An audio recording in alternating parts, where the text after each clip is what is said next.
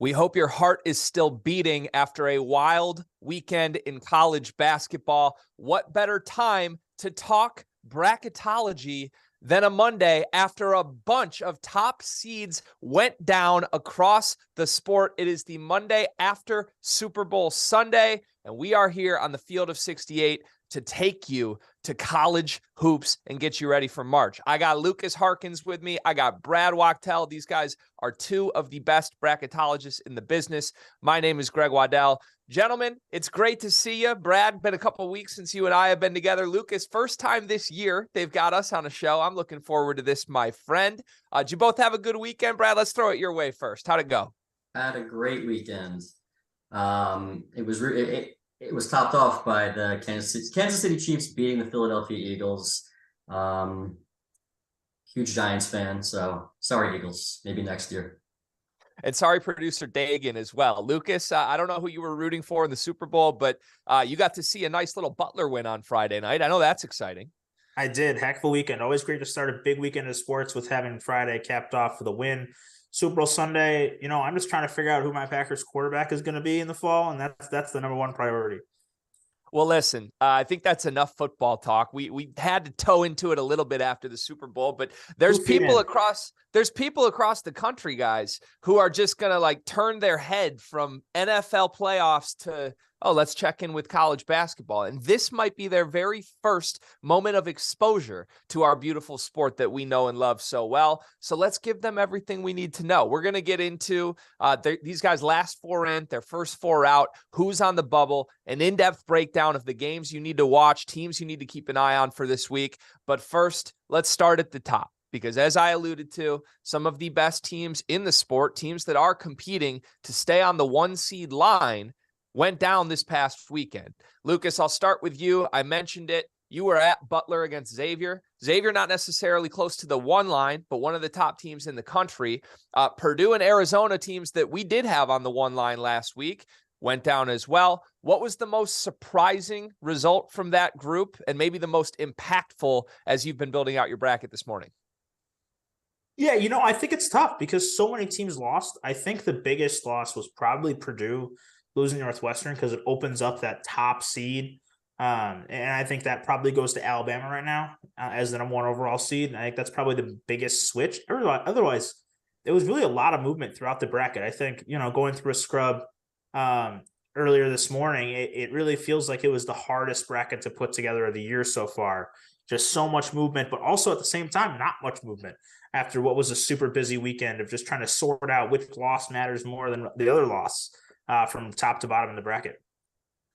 Yeah, it's like if everybody loses, does anybody really lose? Let's throw it your way, Brad. What was your biggest, shocker? And then again, the most impactful that may have caused the most movement for you on your seed lines? I would say Arizona losing knocked them off the 1 line for me.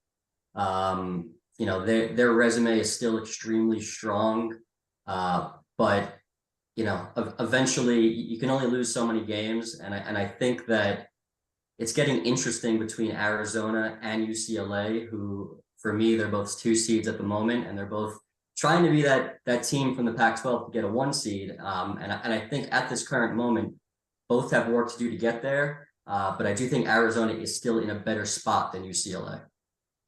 Ooh, Wildcats fans will love to hear that. We are going to get to our 1 seeds in just a few moments. I think there may or may not, I won't tease it, I won't tell you, I won't spoil it, been some dissension among our ranks this week. So we will get to that in just a few short seconds, but let's flip from the top to the bottom of teams looking to make the NCAA tournament. Let's talk the bubble, because if there are going to be top teams that go down, there are going to be some teams that go up that really helped themselves with big, shocking results. Let's go to Brad first on this one. Who on the bubble really helped themselves the most this past weekend? Yeah, for me, it was 4 teams. Mississippi State winning at Arkansas. So Mississippi State was a team that I actually had 5th out really on Friday. And because the bubble was terrible all weekend, they jumped in and they actually leapfrogged the last 4 in for me. Missouri winning at Tennessee. Now, Missouri I wouldn't call them a bubble team prior to this, but they were getting close. So winning at Tennessee really supplanted them as solidly and safely in at the moment. Northwestern obviously beating Purdue is huge. They have Northwestern really has a nice resume going for them. And they put themselves in excellent position to reach the field of 68 as well. And then finally, Oklahoma State at Iowa State. Huge win for them. Had them about a 10 seed going into that game. They're up to the 8-9 game for me right now, and they kind of had an excellent last couple of weeks to, catapult themselves into a good position to reach the NCAA tournament. Yeah, they cracked the code at Iowa State, something that no other team had been able to do this season. Very impressive. Lucas, you were nodding along there as Brad was going through that. It looked like you agreed on some things. Anything that you would add that you feel differently on, or anybody that deserves mention? Yeah, I think those are the easy ones. I mean, not like they obviously had the best weekends to move up. I actually had Oklahoma State leap all the way up to a 7. I think the other thing I'll say is a byproduct, not necessarily of teams who got big wins, but a product of other teams losing games. As teams towards the bubble lost a lot of games this weekend, I think that opens up some things to create safer positioning. I think particularly a team like Florida Atlantic, who's 24-2. They've been in that single seed conversation for a while now, but having a bad week from the bubble, because Florida Atlantic doesn't have the opportunities that other teams have down the stretch here, and those other teams failing in those games creates a little bit more separation for Florida Atlantic. I would say the same about Nevada, who picked up a big win over New Mexico earlier in the week. They moved themselves into safer position simply by not losing. And I would say even a team like North Texas has kind of crept into the really back end of the bubble conversation with a 6-game winning streak right now, including a sweep of UAB.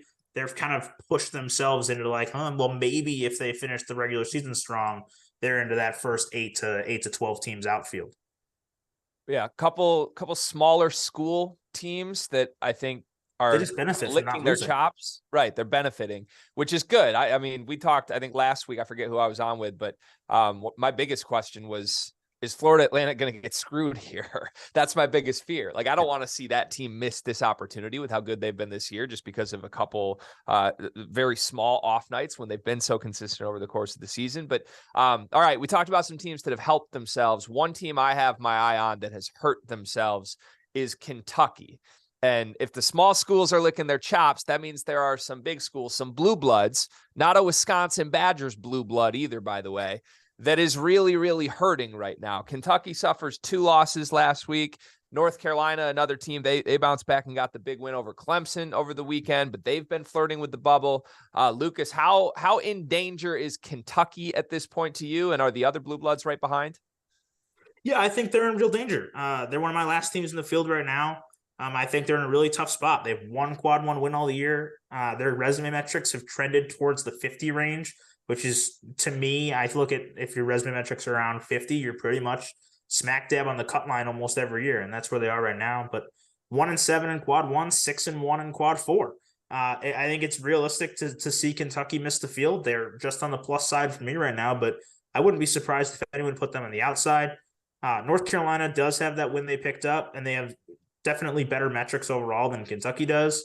But again, 0 quad 1 wins for the Tar Heels, and that's something that definitely needs to get remedied moving forward.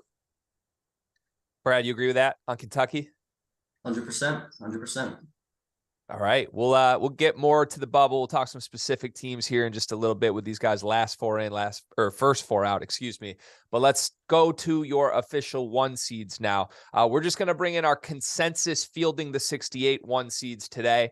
This is comprised of both Lucas and Brad's rankings, as well as our other expert bracketologists on the panel that you will see in a rotating cast on this very show. We've got Alabama with the number 1 overall top seed. They have jumped past Purdue following Purdue's loss to Northwestern. Purdue holding down the 2nd spot, Houston 3rd, Kansas 4th. The Jayhawks rise back up to the 1 seed line, previously occupied, I believe, last week by Arizona. So let's go to you first, Brad. First of all, is this your consensus top 4? And is there much of a jump between those top 2, Alabama and Purdue, that feel like they might have some space alone where they're comfortable on the 1 line, versus the two teams beneath them that are fighting to hold on to a 1 seed? I think there's still a little bit of space, but not nearly as much as there was, a couple weeks ago. Purdue is starting to get a little bit concerning for me, just because when you look at who they've beaten, obviously they have great wins. Their resume speaks for itself, but they don't have the top tier wins that some of these other potential 1 seeds have. Like Alabama won at Houston. Houston beat, Kansas. Everyone's got top end wins. Purdue is, for a while they just had 1 loss, and they kind of just, we're the number 1 overall seed based on quantity. They're not a lock to be a number 1. So I think that's something they need to recognize. They got to play well down the stretch in order to keep that 1 seed. And also, with Kansas getting onto that 1 seed line, for me, like I said before, Arizona dropped off due to their loss.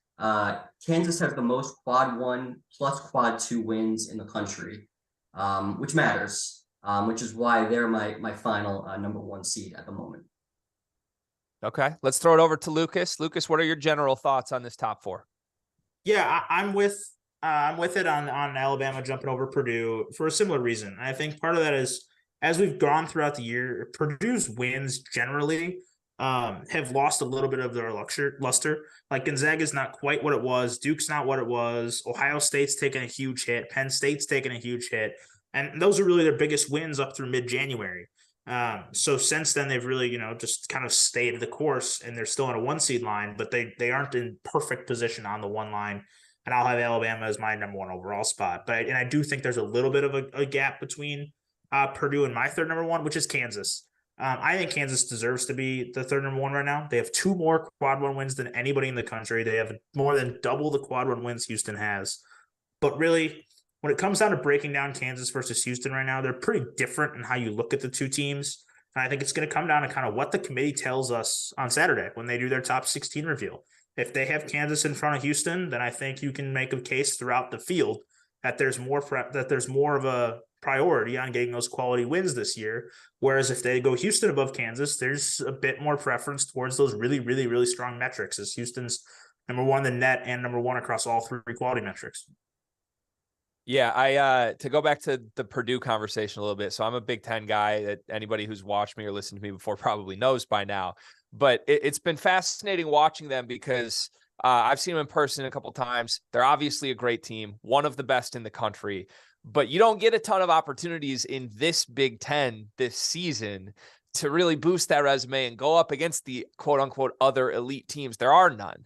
So right now, yeah, except who? They can't play themselves. They can't play themselves, right? Except for whatever they're the practice gym, right? So they're 0-2 against top 25 teams in conference play this year. They've only had 2 games. One of them was at home against Rutgers. One of them was against Indiana in Assembly Hall. They lost both. And looking ahead, they've got a couple opportunities. They've got Indiana and Illinois both still on the schedule. That Illinois game, final week of the regular season, could actually have some Big Ten implications depending on what happens in the next 2 weeks before then.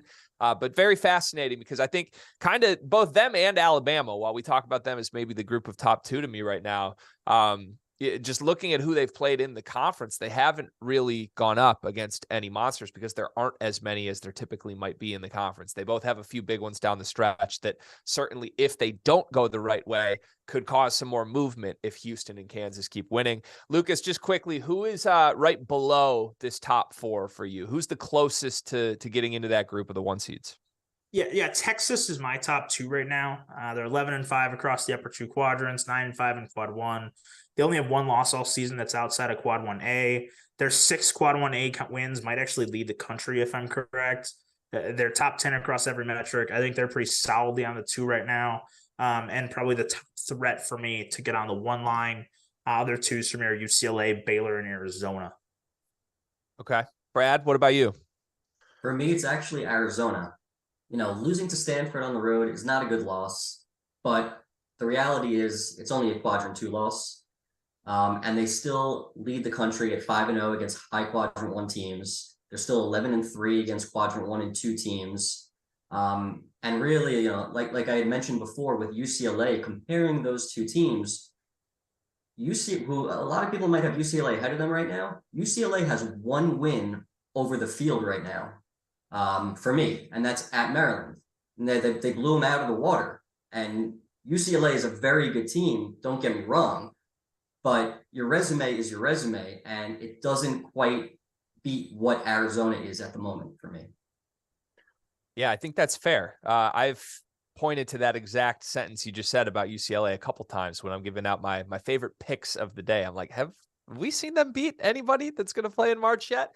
Luckily for them, Maryland has turned it around, because for a while that wasn't even looking like it was a team safely in the field. So fascinating stuff. I have a feeling this will not be the last time this moves over the next month and a half to end this regular season.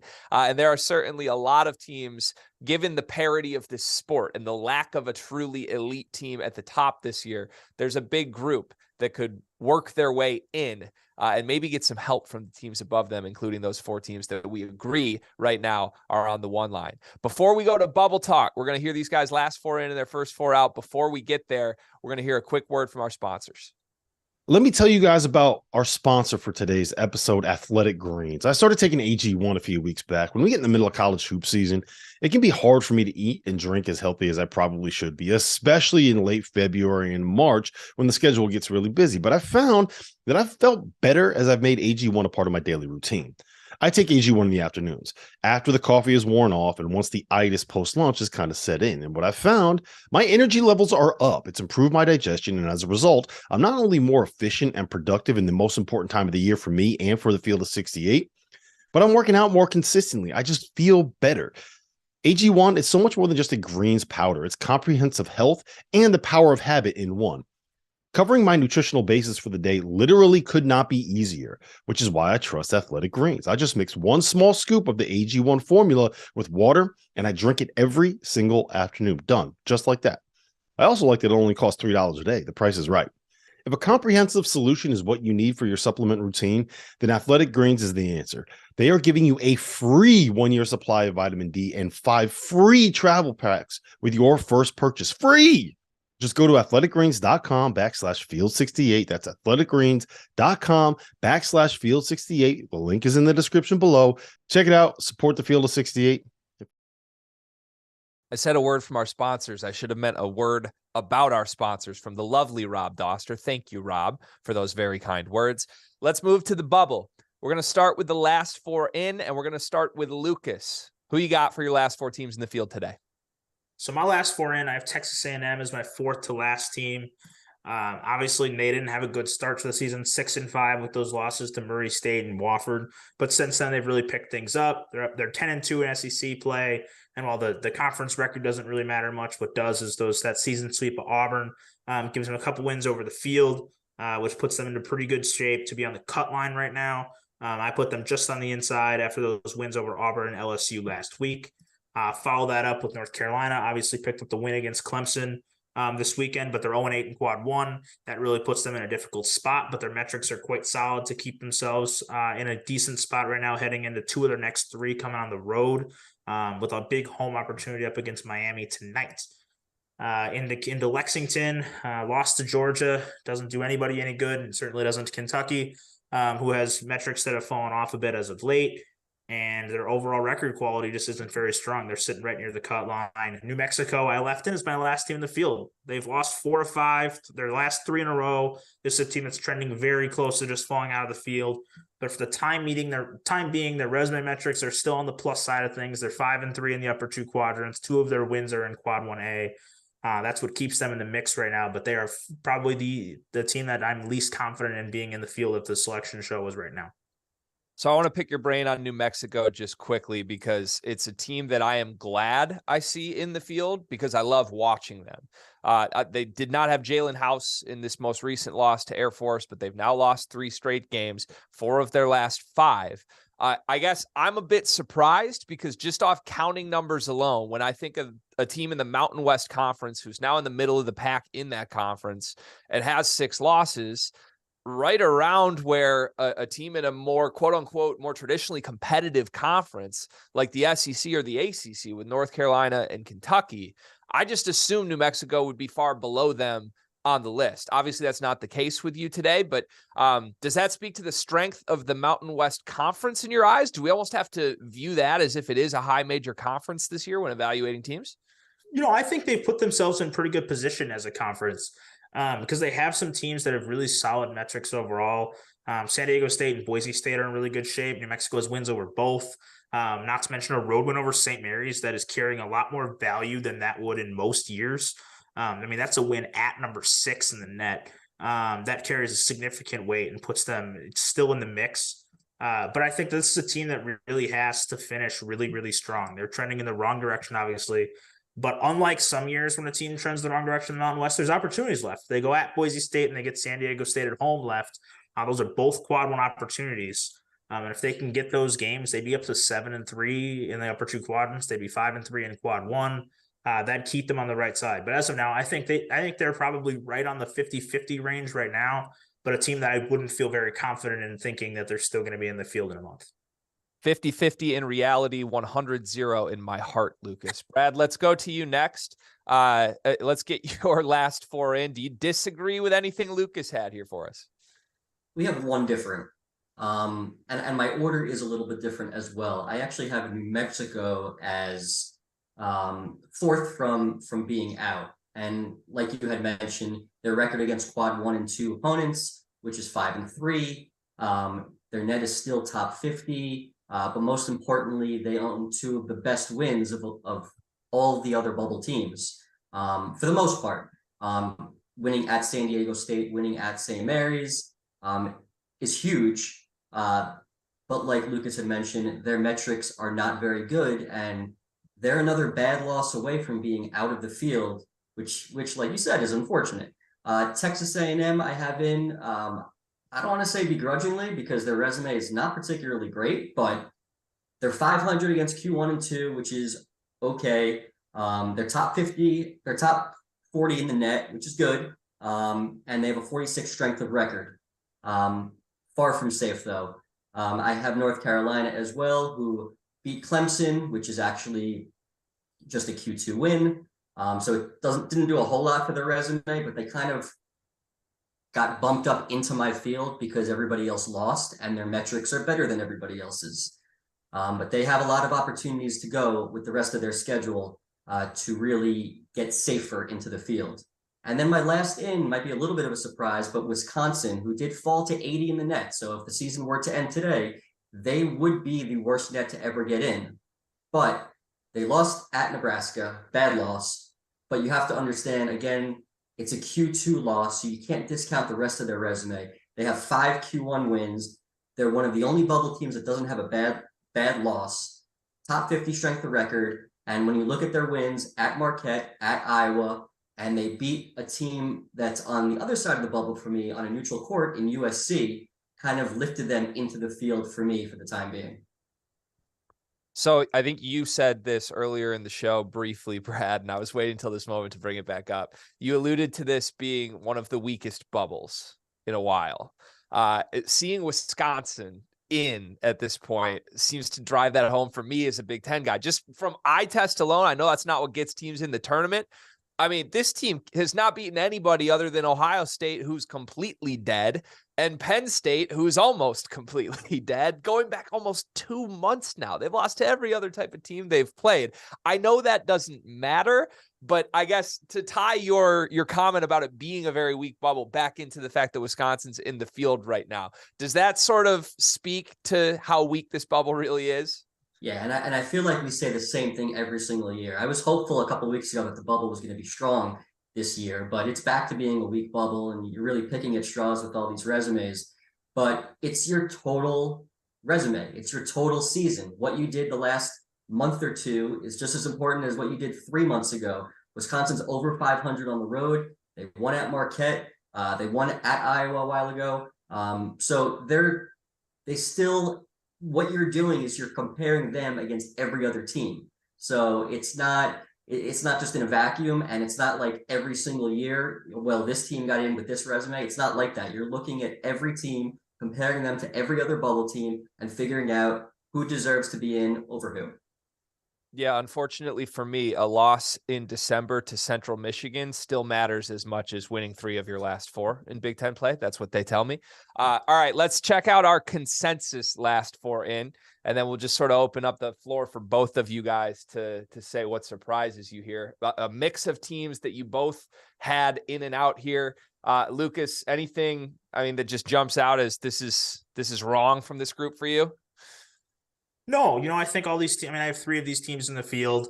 I think there's a few I don't love having in the field, and I think that speaks to what we're talking about with regards to how quickly the bubble has fallen off. I mean, it's not that often you'll see a team with 0 quad one wins, grab an at-large bid, and that's where North Carolina is right now. You'd be hard-pressed to see a team have as poor a non-conference performance against a not very good non-conference strength of schedule as Texas A&M be in the field. Nor a New Mexico team that's lost 4 of its last 5 in the Mountain West. There's a whole lot going on here that's just not great at the cut line right now, but I have no major gripes with what our group is consistently averaged to. It's a beautiful sport. Just certain crevices can be gross sometimes. And right now the bubble's a little gross, you guys. We've got some weeks to turn this around. Maybe some teams will make a run, but right now it's a little gross. And we're going to go from the good side to the grosser side of the bubble. Now, the first 4 out, we'll throw it back to Brad here. Let's get your first 4 out teams as of Monday, February 13th. Yep. So my first 4 teams out, first is USC, who had a bad loss over the weekend. They're a team that I thought was getting safer about 10 days ago, and that changed. Things change on a weekly basis, on a daily basis sometimes. USC is just 2-4 against Q1 opponents. They got 2 bad losses, and they're under 500 road neutral. Next up, I have Clemson, who was my last team in on Friday. They didn't have a bad loss per se at North Carolina, but it is a loss against a fellow bubble team. And what happened to their resume is some of their other numbers got a little changed a little bit based on other results. Clemson is now under 500 against Q1 opponents. They have more bad losses than they have Q1 wins. So for people asking, why is Clemson not in the field? They're 10-4 in the ACC, 7-4 Q1 and 2. That's the reason why they're not in the field. Next up, I have Kentucky. Kentucky is top 50 in the net. That's what's good on their resume, but they're 1-7 Q1, which is awful. Their 1 win was at Tennessee, which is very good, but not as good as it was a couple of weeks ago. And they're under 500 against Q1 and 2 opponents. And of course, Kentucky also has a bad loss on their resume too. And then finally, Arizona State, who actually creeped up my board a little bit over the weekend based on other results. They are 3-2 against Q1, 9-4 road neutral.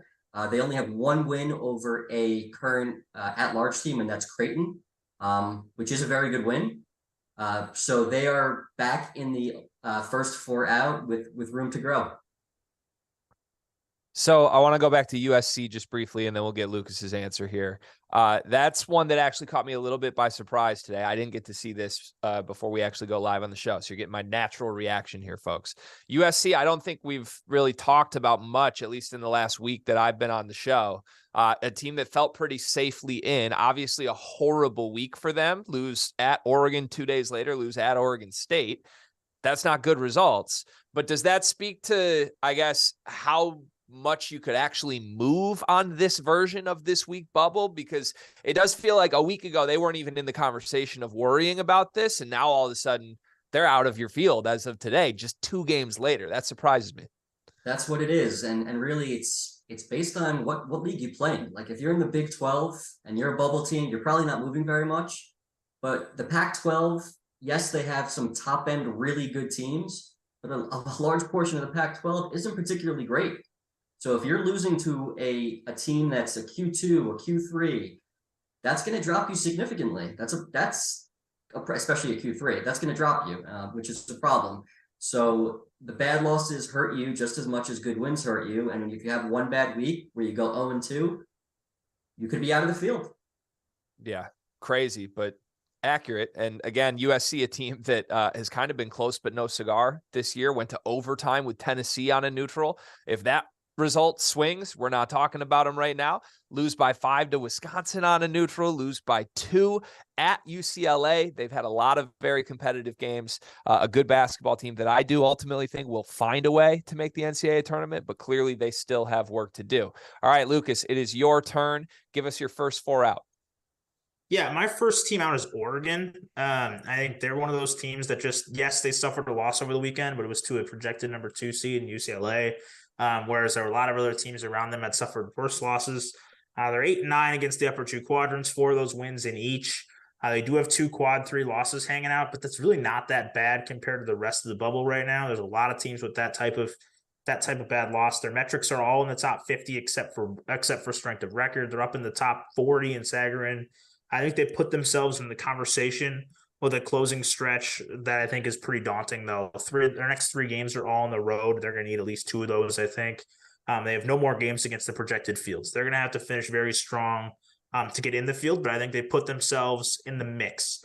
USC is my second team out. Similar conversation as was already discussed with them. I think they're in a spot that has some opportunities. They still get Arizona at home. 4 out of their final 6 are at home, but those 2 road games are the dreaded Pac-12 road trip to Colorado and Utah that no one really likes to do. But I think they've dropped out of that area for safely in the field, although they are a plus 7-6 against the upper 2 quadrants. I have them just barely falling out of the field right now. Wisconsin's my third team out. I know we were mentioned earlier that they were above 500 on the road. They aren't anymore after the loss to Nebraska. They're 4-5 on the road now.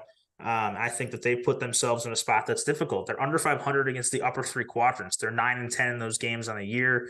They're 80th in the net, which we already mentioned would be the lowest to ever make the field. I believe second would be Rutgers last year at 77. They have 1 metric in the top 50 overall, and that puts them in a really tricky spot to get into the field. Although, as we've talked about at length on this in the past, the Big Ten has just so many opportunities to pick up games. 4 out of their next 5 are at home. Big opportunity for them to move themselves back into the field. But as you mentioned earlier, Greg, they're a team that's not playing particularly well right now. And there's nothing tougher than winning games to Big Ten right now. My fourth team out is Utah State. They're just kind of hanging on because their metrics are very solid. Back-to-back losses puts them in a very tough spot, but they still get Nevada at home and Boise State at home, 2 potential tournament teams. For them to get some wins that they need. And I think they need to probably win out the regular season to get back in the field. But their metrics are in a decent spot to stay in the mix. They're 37th in the net and they're 33rd in KPI. Yeah, I want to pick your brain more on Utah State. This is back-to-back Mountain West questions for me, Lucas. I apologize if we're fixating too much on this conference. But so you had New Mexico in. You have Utah State out. Utah State has a head-to-head win over New Mexico. Obviously, that's not the end-all, be-all here, but what separates Utah State in a negative way from New Mexico? Really, it's just quality wins. I mean, we talked about New Mexico having 2 of the best wins in the field right now, or at least in the bubble right now, and that definitely separates them. And they have 2 quad 1A wins. Utah State doesn't have a quad 1 win, period. That's really the difference. Also, New Mexico's 3 losses outside of quadrant 1 and 2 are all in quadrant 3. Utah State's 2 losses are quad 4. I think they're pretty far apart from each other right now, personally. Okay, good to know. All right, let's get our consensus first 4 out, and then we will once again open it up to you guys for any sort of commentary. I guess, Brad, let's throw it your way as we see it on the screen here. We've got Kentucky, USC, Clemson, and Oregon as our experts' consensus first 4 teams out. Brad, Lucas had Oregon out as well. I'm curious where you have the Ducks. Where does Oregon stand for you? Oregon is actually my 5th team out. I agree with everything Lucas had to say about the Ducks. They missed out on a huge opportunity that would have put them in the field for me had they beaten UCLA. But there aren't that many opportunities ahead of them with the remaining schedule. So they really missed out. That would have been huge for them. And then one other team we haven't discussed that, on the opposite end, like UCLA plummeted, a team like Mississippi State, and Lucas, I don't know where you have them. We're in the same spot. We both have them 5th to last in. Yeah, so they went from being, for me, 5th team out to solidly not even in the last 4 in right now. So we didn't even discuss them. They had won at Arkansas, no bad losses on the season. So they leapfrogged a bunch of teams because you know what? Everybody else lost, and Mississippi State's one of the teams that benefited the most over the course of the weekend. Wow. All right. A little bit of agreement there from Lucas and Brad. Clearly, used to it. Clearly a lot of movement on the bubble. Again, as a fan of a team who is far away from the bubble in a negative way, I'm excited that there can still be movement. Maybe there is hope after all, gentlemen. There's a couple teams specifically I want to talk about, and then we'll open it up for the chat. Anybody who's watching us, fire away your questions in the YouTube chat and click subscribe for us on the Field of 68 channel while you're doing that so that you don't miss any episodes of Fielding the 68 every Monday and Friday at 5 p.m. Eastern. Let's start with Northwestern. Storm the court. Chris Collins has really turned things around. I mean, just in the past offseason, if you would have told me that Northwestern was anywhere close to the bubble, I would have called you a liar and slammed the door in your face. And now here they are, I think, safely in the tournament at this point. Lucas, what is Northwestern's ceiling right now? They're 9-5 in the Big Ten, looking like the second best team in that conference. How high can they rise up the rankings here on the seed lines? Yeah, I've got Northwestern up to an 8 seed. I think that they can't get too much higher than that, probably up towards maybe a 6. What really drags them down is a near 300 non-conference strength of schedule. They're 297 there. As a result, they're just 10-7 against the upper 3 quadrants. They're 8-0 in quad 4. It's a really big quantity of your wins filtering towards the bottom. I think that they're probably in that range of a 6 to 8 seed. Brad, you agree there? I do agree. The only thing I somewhat disagree with is what they have remaining on their schedule. I mean, Northwestern, they play Indiana still, they play Iowa, they play at Illinois, at Maryland, Penn State, and at Rutgers. Now, are they going to finish strong? I don't know. That's where I'm less optimistic. It could really work against them. And they can really okay. The realistic ceiling, if they win all 6 games, is higher than a 6 seed. If Northwestern goes 24-7, though, you can come back to this and say I was wrong. Of course, no, and I don't think that that's going to happen. But what I'm saying is the opportunities are there for them, whereas some teams that may be in their position don't have quite as many opportunities. So look, if they continue to catch fire and win a bunch of these games, I mean they can move up a ton. But like I said before, it could have the opposite, effect on them as well. With that said, they're only over you have Wisconsin in the field. I don't. But Northwestern's only win over a tournament team since January 8th is Purdue on Sunday.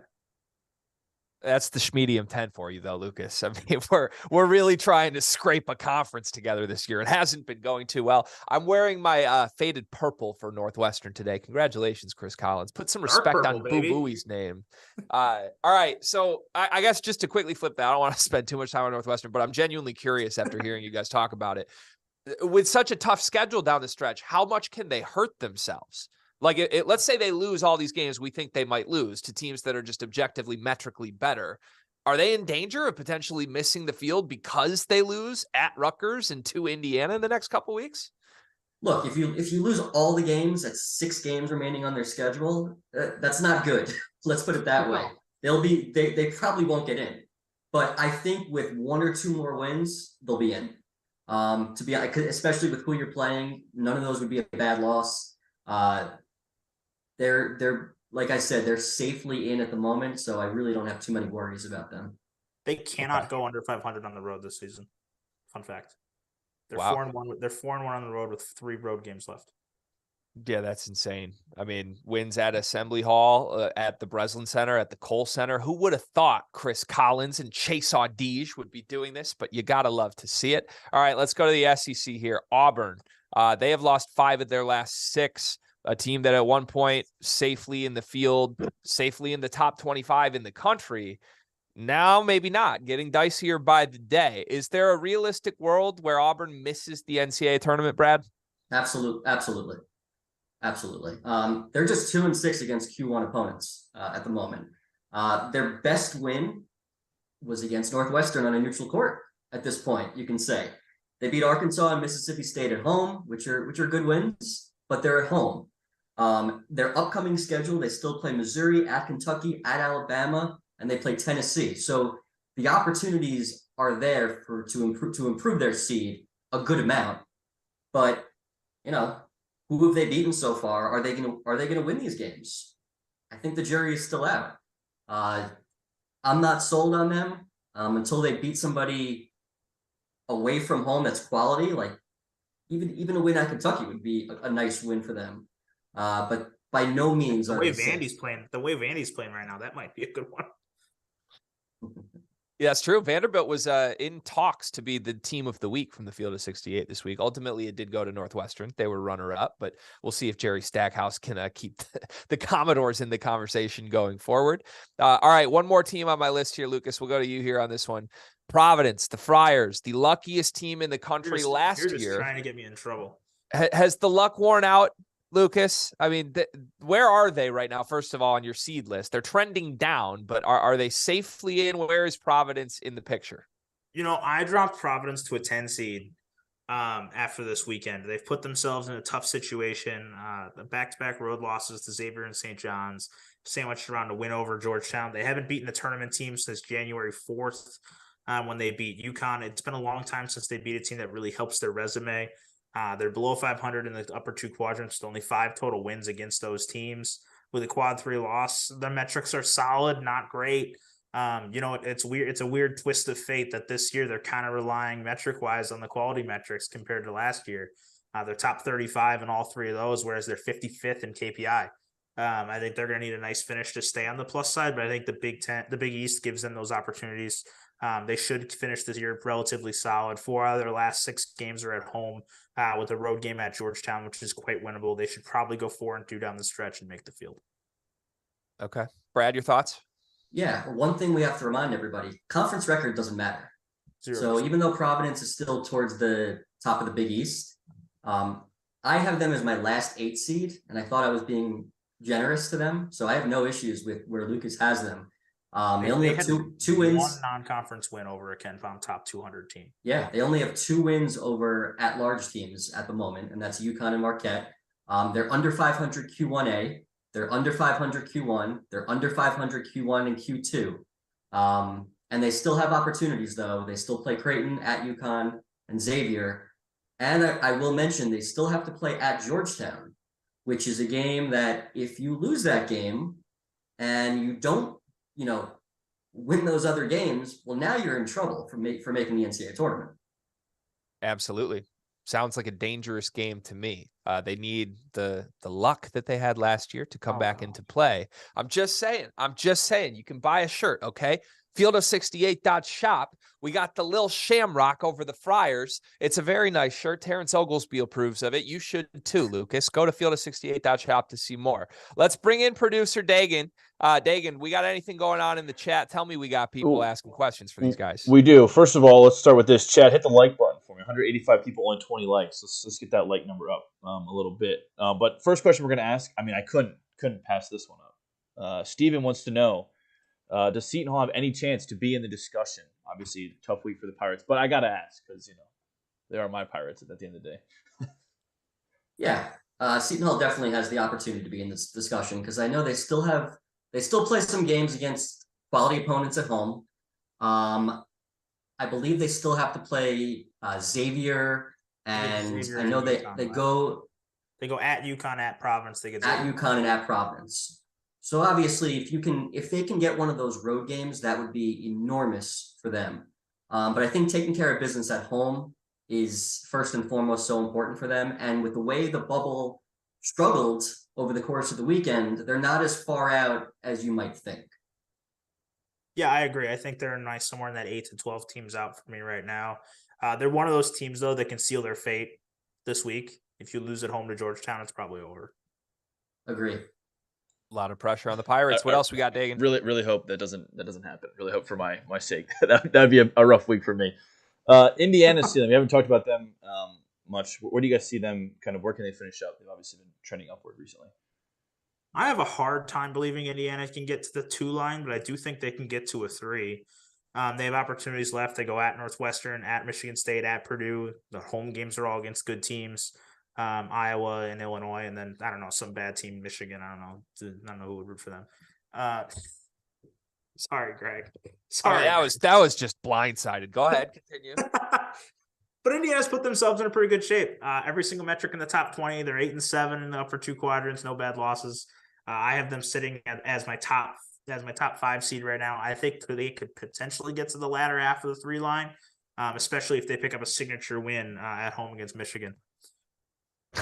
Thank you. You really swung that around for me. I would agree with just about everything there. They are my top 5 seed. I think they can get onto the 3 line if they continue to play hot down the stretch, because it just seems like a lot of these 3 seeds, 4 seeds, 5 seeds, people are losing, teams are getting shuffled around. So there is room for movement for them. You guys are crazy. Indiana's the best team in the country. Any team that plays them within a 1-possession game, I mean, they should be safely in the tournament, in my opinion. Dagan, anything else? Yeah, Creighton, obviously a team that started off slow. Where can you guys see them finishing up when it comes all said and done? Go ahead, Brad. Yeah, I have Creighton right now as a 5 seed, and they're one of those teams, again, that, their predictive metrics are so much better than their, result-based metrics. But, they're probably the best team in the Big East right now. I think they could be maybe the favorite to win the Big East tournament at this point. Maybe a little bit of a stretch, but since they've been 100% healthy or relatively healthy, they're one of the best teams in the country in my mind. So I think they're still going to be underseeded.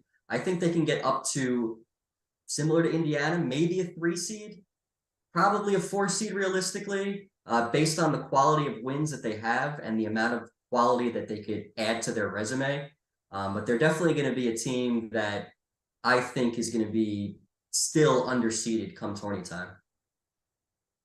Yeah, I think they can get to a 3 seed too. They're my second 5. They're actually just behind Indiana. I think the thing for me is, as Brad already mentioned, with their quality metrics, if you want to buy into predictive metrics here, Creighton's projected to win each of its last 6 games. If they win all 6 of those games, that picks up a home win over Marquette. They pick up road wins over Providence, St. John's, and Villanova, and DePaul. Also, their road record will be off the charts good. Their metrics will be all top 10 probably. I think that's a team that could really threaten for a 3 seed, especially if you just want to even take a look at just playing without Ryan Kalkbrenner versus playing with Ryan Kalkbrenner. They went 0-3 without him. If they get to the point where they end the season with only 5 or 6 losses with him in the lineup, I think they're going to be a hard team to keep off of a protected seed in the top 4. I was going to say 17-5 with Ryan Kalkbrenner healthy this season. That's pretty impressive. All right, Dagan, one final question, and then we'll wrap up with these guys. All right, well, we'll do one final one. Brady, our guy Brady in the chat, wants to know, this is kind of where we were going with the Auburn conversation. What team has been comfortably in all year but is trending towards missing the tournament? It's probably Providence for me. I would have said USC, but they've already fallen out of my field. I would agree with Providence. Boise State is an interesting one. Boise State doesn't. Oh, North Carolina, or Kentucky. Either one of those two. I would say Boise State. Their metrics are strong. They're top 30 in the net, but they don't have the type of wins that, say, a New Mexico has. And I feel like they've hovered around like the 10, 11 seed for me. And, if they have a bad loss soon, it's going to get dicey for them. So I do think that they could end up on the outside looking in. And it's unfortunate because we want to see mid-majors in the field. We don't want all these mid-majors to be out. It's just, you could say it's not fair that the level of competition is different. But the reality is they don't own the wins that some of these other bubble teams do. So they're going to need to play well down the stretch to keep that bid. Yeah, I think there's a few teams like that. When you mentioned Auburn, I look towards the Auburn side of where I have things in the bracket. They're pretty close to Providence for me. But Boise State's a good shout. North Carolina, Kentucky are on the way. New Mexico's on the way. USC's already dropped out of the field. For me, Wisconsin's out of the field for the first time in the last week and a half. This is when they've kind of fallen off. Clemson's moved to the outside of the field for me. There's a lot of those teams that have kind of felt in good position to fall off. And if you're a team like, as we already mentioned earlier, if you're a team like Florida Atlantic, you are just feeling great about how those teams have fallen. I have one follow-up for these guys, and then we'll get to our games to watch. I also have one more when you're done with your follow-ups. Okay, so we talked North Carolina, Kentucky. Lucas, they just got a shout from you. We talked about both earlier in the show. How far away safely in is Duke? because Duke went 0-2 last week. I know they've got like that neutral win against Xavier was impressive. They have a neutral win against Iowa that holds up pretty well. They beat Miami a couple weeks ago, but like, let's say Duke in their next 3 games, Notre Dame, Syracuse, Louisville. Let's say they lose one of those 3 games. Are they all of a sudden plunged into this bubble blue blood territory that Kentucky and UNC are? Or are they safely in?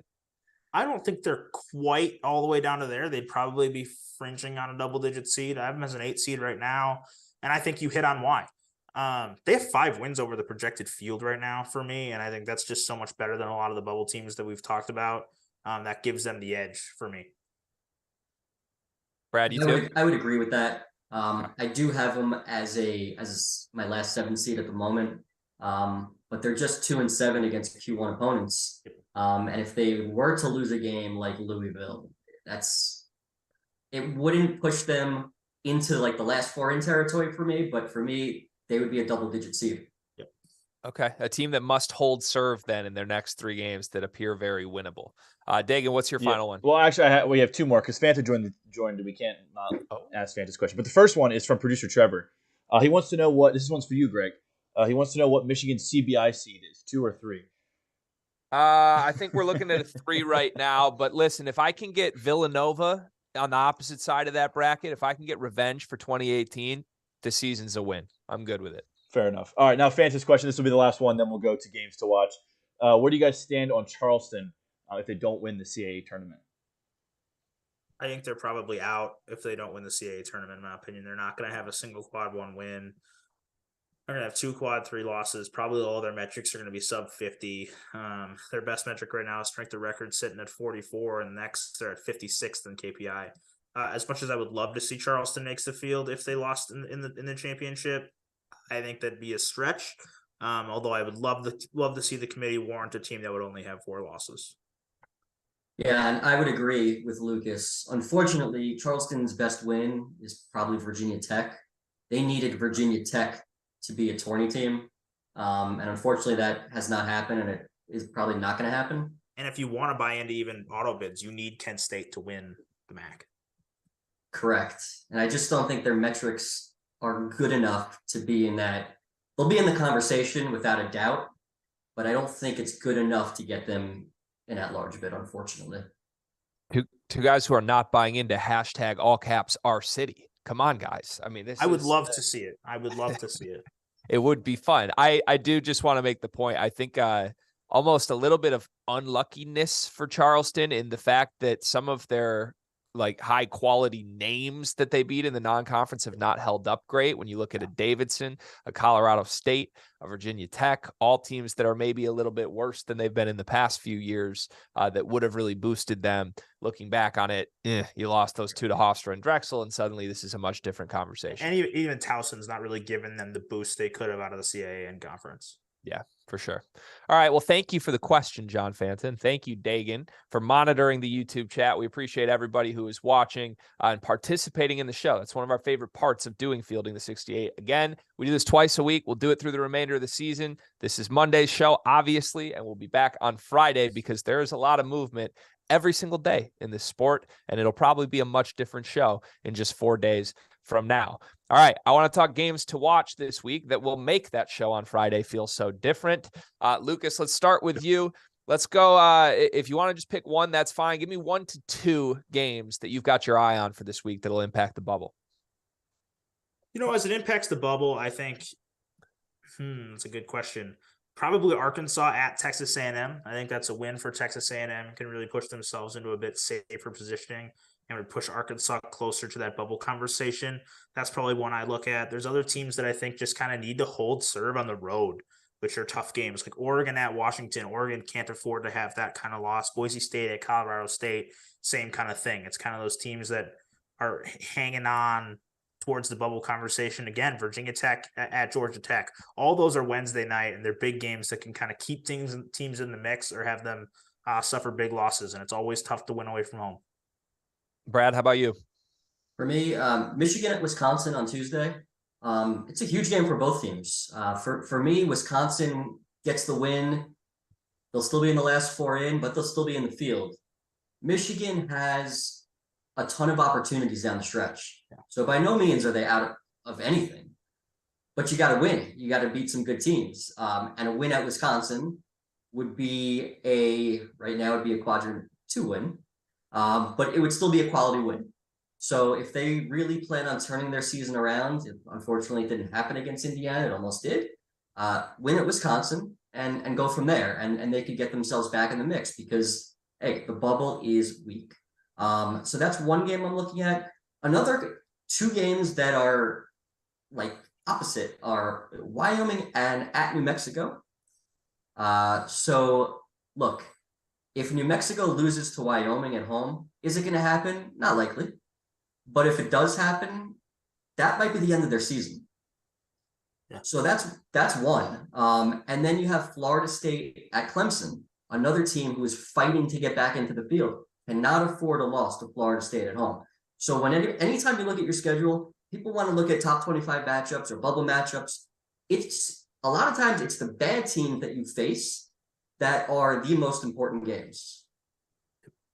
Now, if you want to talk bubble, Kentucky at Mississippi State is a huge one that we didn't mention. That is a good one. That is a good one. Yeah, to your point, Brad, it feels like this is the time of year where you could start to feel some nerviness from teams that are in the field, but know they can't afford even just one loss to throw them out of the field when they're playing an overmatched opponent. I want to ask you this. Obviously, you bring up Michigan. I'm going to ask about it. Is this an elimination game? I mean, not for Wisconsin. They're on the bubble. But is this if Michigan loses this game, we don't even need to bring them up on the show again. They're done. No, I don't How think many shows are you hosting game. again the rest of the way? No comment. I don't think it's an elimination game for them because they still have the opportunities even after this. But then all of a sudden you really got to go win 4 out of your last 5 games. So like I said, if they had games against Minnesota and Nebraska and nothing that could really, move the needle per se, then I'd say no, but they have the challenges there to get there, to give them a nice boost. And with the bubble being as bad as it is, it's not the end of the season, should they lose. Yeah, one thing I'd point out with Michigan that puts them in a bit of a tough spot is coming down the stretch. They still have both of their games against Wisconsin, where like you'd love to say they can sweep those games and boost their projections. But if they sweep those games, they also probably lose wins against the field because they'd push Wisconsin out of the field and they'd keep Wisconsin quad 2. That's a tough juggle for them. And that if they want to, I mean, obviously winning is better than losing those games, but it's tough. They aren't going to get as much quality out of those games as they might have had Wisconsin been in safer position. Yeah, that's a tough conundrum for them. At Rutgers, at Illinois, at Indiana, both Illinois and Indiana are senior night games that Michigan still has on their schedule. That is a tough road to the finish. And thoughts and prayers for Greg Gard, Joe Krabenhoff. Make sure that they are ready for the handshake line tomorrow night on Valentine's Day. There will be a lot of love in that building between the Wolverines and the Badgers in their first rematch since last year's fiasco. Gentlemen, this was a blast. I always feel like I get a lot smarter over the course of 58 minutes on fielding the 68.